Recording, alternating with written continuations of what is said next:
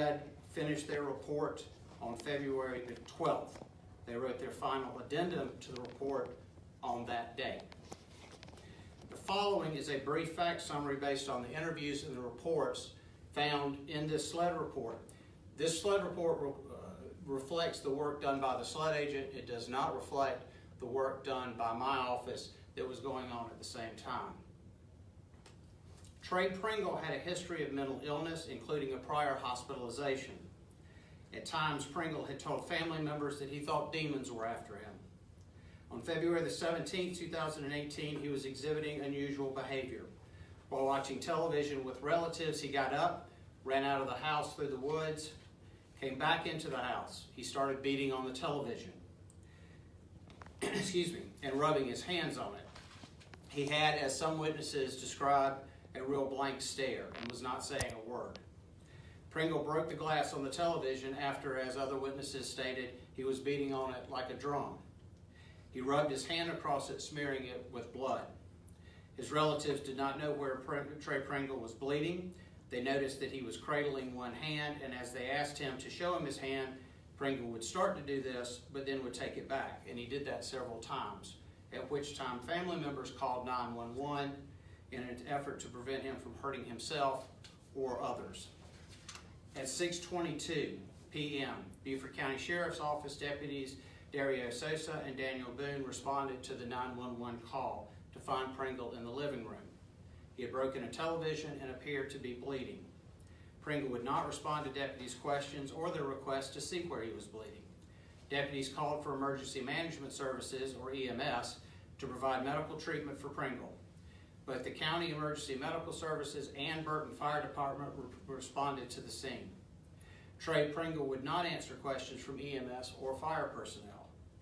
Mrs. Trey Pringle's mother advised the officer and EMS personnel of Trey Pringle's history of mental health issues. EMS advised deputies that due to his mental health issues, as well as the amount of blood loss, that Trey Pringle would need to be transported to the hospital. Beaufort County Sheriff's Office deputies Sosa and Boone attempted to talk to Trey Pringle, but he would not respond. He gave the deputies his hands briefly, but then when the deputies attempted to handcuff him, he became combative and broke free. Pringle struck Sosa in the face, knocking his glasses off and kicking him. He also struck Boone. Pringle then barricaded himself in a room where deputies lost all visual contact with him. Deputies Sosa and Boone called for additional deputies to respond. Initially, Sosa drew his duty weapon and Boone drew his taser. After a few minutes, Trey Pringle came out of the room but was still combative. Sosa holstered his weapon and drew his taser. Trey Pringle attempted to run back into the room. Sosa deployed his taser, and Trey Pringle came out and sat down by the broken television. He was still refusing officers' commands. Corporal Mankin from the Beaufort County Sheriff's Office arrived on the scene. He also gave commands to Trey Pringle. Although Trey initially began to comply, sat down on the floor, and gave Mankin his hands, again, when the officer attempted to handcuff him, he began to fight once again. The deputies state that Pringle picked up a large piece of glass from the TV stand and swung it towards them. Sosa tased Trey Pringle again. The deputies and Pringle all fell to the ground. Pringle was still kicking and trying to break free. A Burton Fire Department firefighter, Brandon Thompson, tried to help the deputies attain control of Trey Pringle. Thompson positioned himself at Pringle's head and upper back. Deputy Sosa administered 3 dry stuns to the back of Pringle's leg until they were able to handcuff him. Sosa then holstered his taser. Trey Pringle was still struggling, so deputies and Thompson kept him on the ground until other deputies could get there and secure his legs. Once secured, EMS came in and discovered Pringle was in cardiac arrest. He was transported by EMS to the Beaufort County Memorial Hospital. Pringle was pronounced dead on February the 20th, 2018. Mr. Pringle's autopsy was performed again, as I told you earlier, by Dr. Erin Presnell. She noted numerous small scabs, mainly on Trey Pringle's arms and backs, most likely from the broken television. Dr. Presnell also noted findings consistent with cerebral edema, or swelling in the brain, due to excessive fluids, neuronal hypoxia, or the death of cells due to reduced oxygen, bronchitis, asthma, and bipolar affective disorder with mania and psychosis. There were no injuries consistent with choking. There were no severe bruisings around the neck, nor was there facial petechia, and that is broken blood vessels, which normally indicates choking.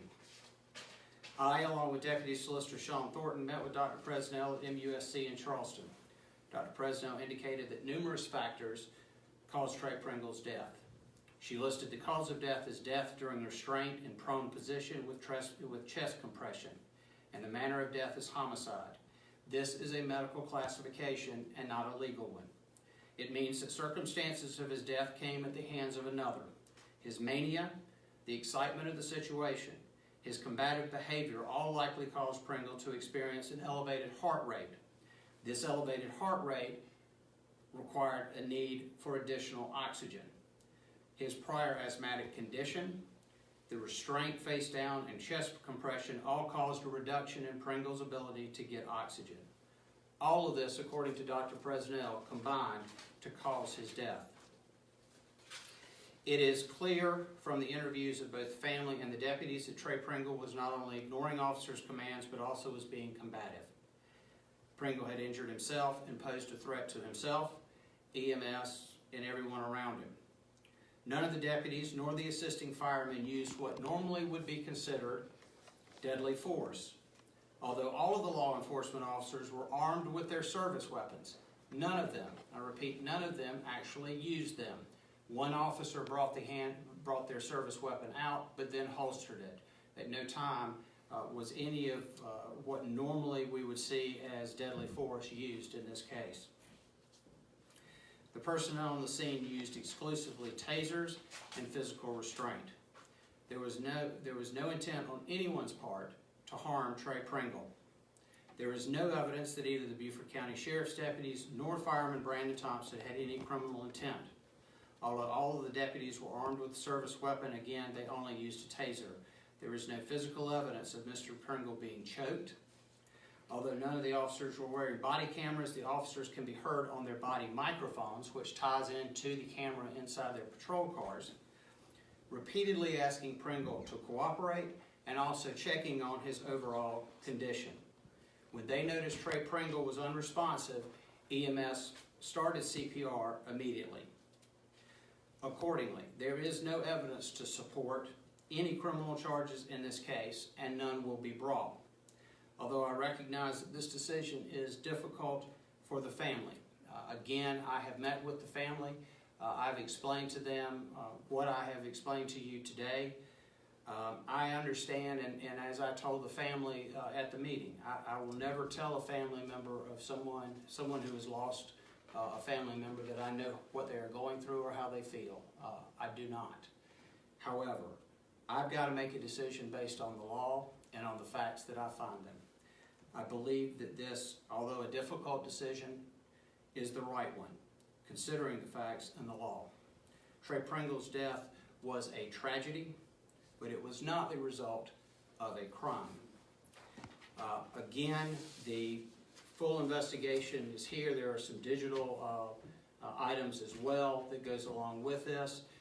The summary our office will make available to you immediately, because we have already redacted any sensitive material or material that's not appropriate to be made public. Are there any questions at this time? I will again have this available.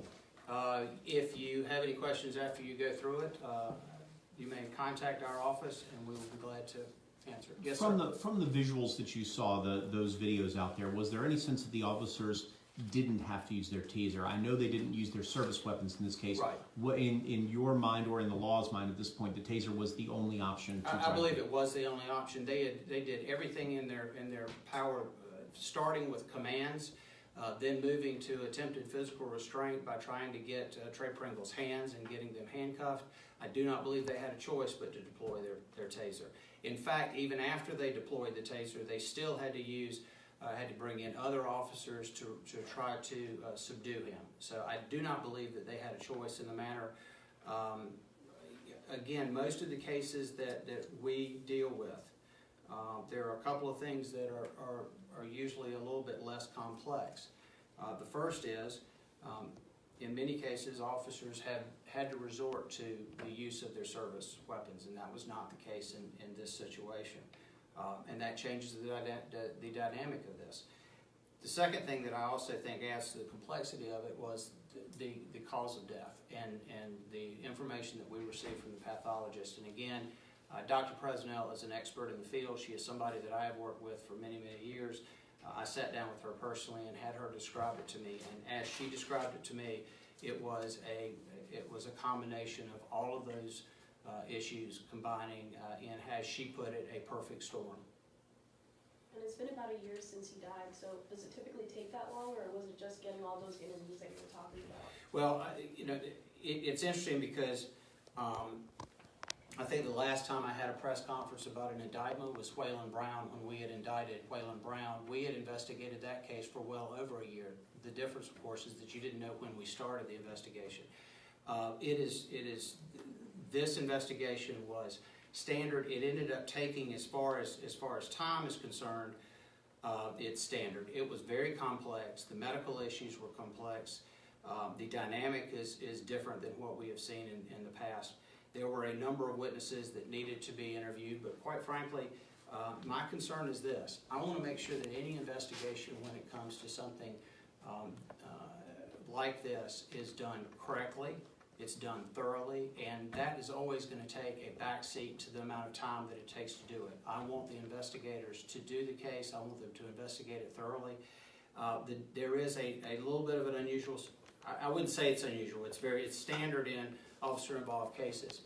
A normal case that is brought by a law enforcement agency, usually a law enforcement agency, does an investigation, makes a decision whether they're going to arrest somebody or not, and then they hand that file to us, usually after they have made an arrest. On every case that we receive, we then do an independent assessment of the information that we've received from law enforcement. We do an independent analysis of their investigation. Many times we ask them to do follow-up. Many times we do the follow-up ourselves.